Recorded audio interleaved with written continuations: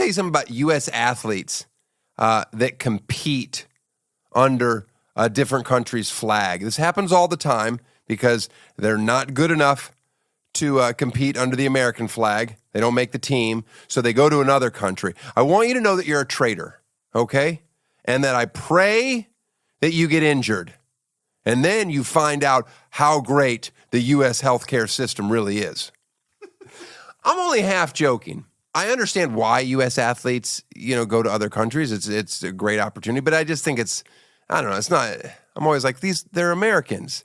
Here's my stance. Like on California, you know how long you have to live in California before you're supposed to get a California driver's license? 10 days. Don't look it up, Eddie. I've already done it. And let me tell you something. These people that come here live here 10 years and refuse to get a license because they don't want to pay the high insurance, car insurance, all of that nonsense, registration. It's a mess. So I don't really believe the number of the people that actually live here is way higher. Don't even get me started on the illegals. For the record, I love illegals. Oh, that's how I feel about tennis players. All these Russians, they all grew up in South Florida. They all trained in South Florida at tennis academies in Florida. I think if you play tennis in Florida for 10 days, you're now a U.S. citizen.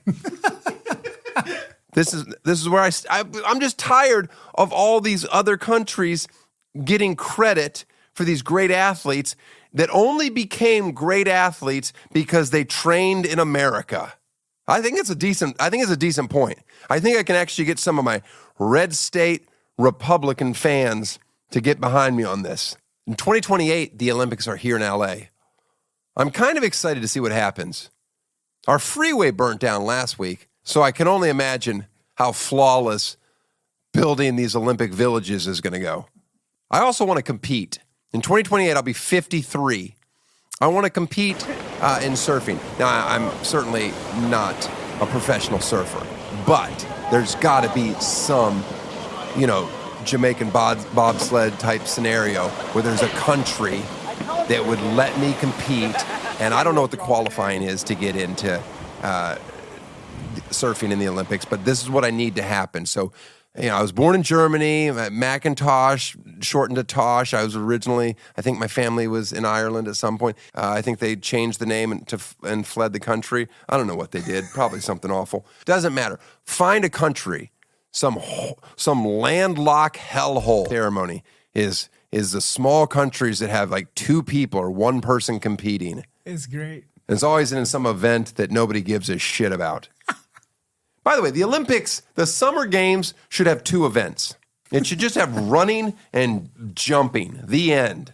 That should be the Olympics. We don't need every year. Oh, did you hear that they're adding touch wiffle ball? No, I didn't hear about touch wiffle ball. But by the way, and running fine. Running should be in the Olympics because it makes sense.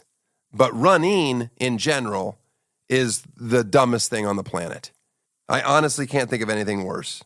You're a runner. I think I have a very peculiar biology that demands a certain amount of exertion. You ever had runner's high? There's a high that you get from running that's really interesting.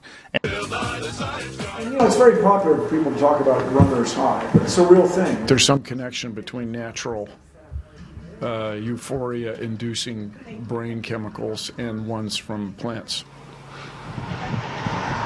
And any long-term cardiovascular exercise, you get this. It's like we did, last October, we did the Sober October thing where we had this crazy fitness challenge. So all of us were doing cardio like 5 hours a day, like really crazy amounts of cardio. And I was pouring sweat. I set off the fire alarm. Dude, it was madness. This is not how I work out. I work out for maybe an hour at most. I hit the bag. I'll do some rounds. I'll lift a little weights. I'm not trying to kill myself. Like this was very interesting. And one of the things that Tom Segura and I both agreed on is like the amount of internal chatter dissipates to zero. Like you have no anxiety. It goes, I didn't realize I had any anxiety until that happened. And then I was like, God, it goes to zero. It goes to nothing. Like when you do like 5 hours on a treadmill or just running, just run for when it's done, man, there's this like peace of mind that comes with that. This release of endorphins that's incredibly addictive because that feeling is so pleasing. So it's not that it doesn't feel good to get out of bed and to just push when you don't want to, but the end result feels amazing. Talk about runner's high like it's a good thing. You know what else gets you high? Fentanyl. I don't do that either. Fentanyl. Does fentanyl get you high, right? Oh, yeah. I think that's the thing, yeah.